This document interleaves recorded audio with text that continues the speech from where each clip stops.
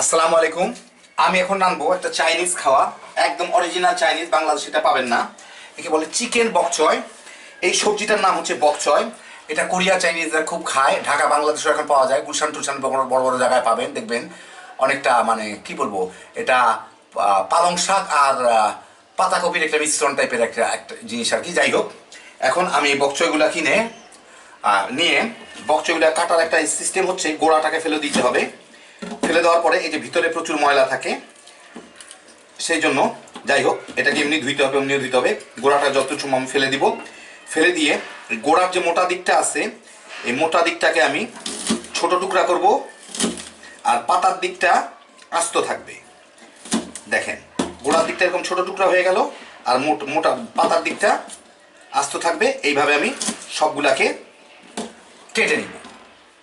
আবার দেখে নেন, এটাকে বক চয়, যে কেউ সার্চ দিলে পেয়ে যাবেন। এই যে এটা হচ্ছে, এটাকে বলে বক চয়। এক এক দেশে এক এক নাম থাকতে পারে, চাইনিজ এটাকে বক চয় বলে, বাংলাদেশেও বক চয় বলে।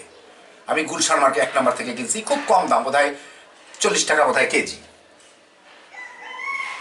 আর সারা বছরই পাওয়া যায়। আমি এখানে একটু মুরগির মাংস নিছি, মুরগির মাংসগুলো এরকম চিকন চিকন পাতলা পাতলা ফ্রাই করে নিছি, চাইনিজ খাওয়া যেরকম দেওয়া হয় আর কি। তো ব্রেস্টের মাংস নিছি। এর মধ্যে আমি অল্প একটু নিজের স্বাদ মতো, এগুলো অ্যাকচুয়ালি এর মধ্যে আর কতটুকু লাগবে, আধা চা চামচের মতো আদা বাটা, রসুন বাটা দিয়ে, আর অল্প একটু দিব সয়া সস। আমি এটা ব্যবহার করি কি কমেন্টটা, গুলশান 1 নম্বর থেকে কিনি, সাধারণত ওরা 2 নম্বরটা দেয় না। যাই হোক, সস্তাও পড়ে বাংলাদেশিগুলোর থেকে, ওটা একটু দিব, দিয়ে ম্যারিনেট করবো। আর একটু গোলমরিচের গুঁড়াও দিয়ে দিই, কালো গোলমরিচের গুঁড়া। গোলমরিচের গুঁড়া হইলেই হলো, সাদা আর কালোর আমি খুব একটা পার্থক্য দেখি না, গোলমরিচের স্বাদ আর গোলমরিচের গন্ধ হইলেই হয়। দিয়ে এটাকে মাখায় রাখবো এই 2-4-5 মিনিট, যতক্ষণে আমি সবজিগুলোকে কাটি আর কি। এত পাতলা জিনিসের মধ্যে আর কি ঢুকার আছে আর না ঢুকার আছে আমার মাথায় ধরে না আর কি।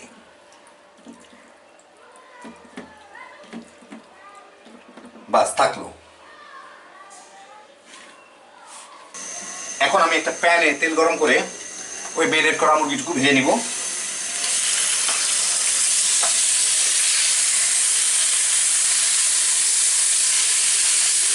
পছন্দ মতো বাদামি করে ভাজা হয়ে গেলে এগুলাকে আমি অ্যাকচুয়ালি একটা পাত্রে উঠাই নিব। উঠে এখন একটু পড়ে গেল, এটাকে উঠে নিব, চিন্তার কারণ নাই।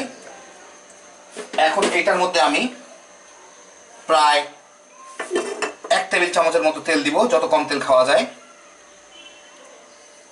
হ্যাঁ, বোধহয় হলো 1 টেবিল চামচ। টেবিল চামচ এটা অনেক বড় চামচ।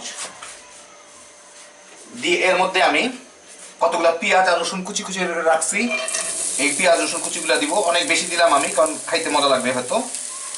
পেঁয়াজ রসুন এত দেওয়ার কথা না, তারপরও রসুন খাইলে ক্ষতি নাই।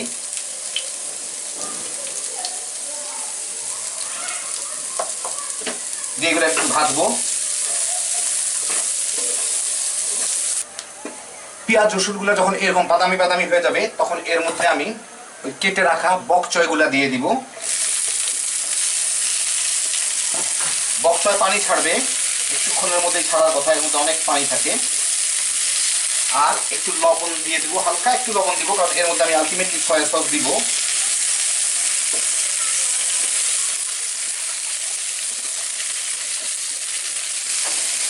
বক চয়গুলো অনেকটা পালং শাকের মতো, অল্প একটুতেই সিদ্ধ হয়ে যায়। দেখতে পাচ্ছেন পাতাগুলো নরম হয়ে গেছে।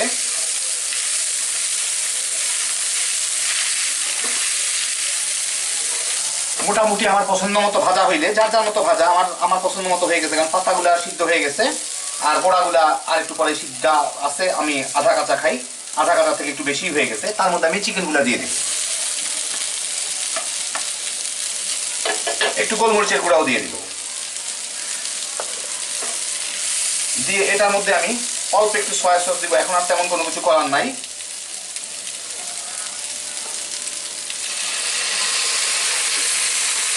দিয়ে এর মধ্যে আমি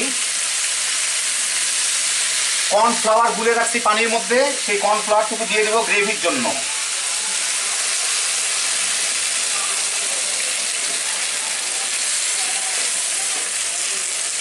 কর্নফ্লাওয়ার গুলে রাখছিলাম পানির মধ্যে, আপনার এর আগে শব্দের ছাড়া শুনছেন কিনা জানি না, সেইটুকু আমি দিয়ে দিব এর সাথে গ্রেভির জন্য।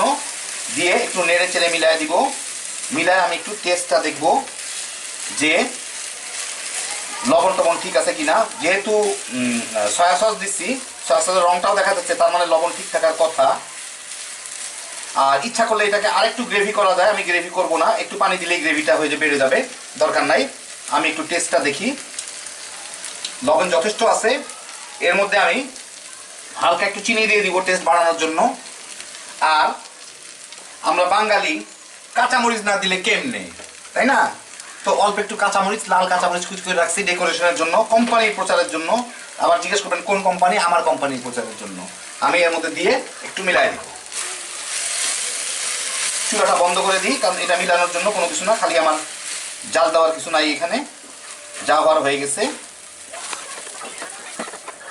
আবার একটু টেস্টটা দেখি চিনি বাই চান্স লাগে নাকি। তার একটু সুন্দর করে ছড়াই ছিটাই দিই, আপনাদের দেখতে দেখতে ভালো লাগে। অসাম হ্যাপি জোশের একটা তরকারি রান্না হইলো।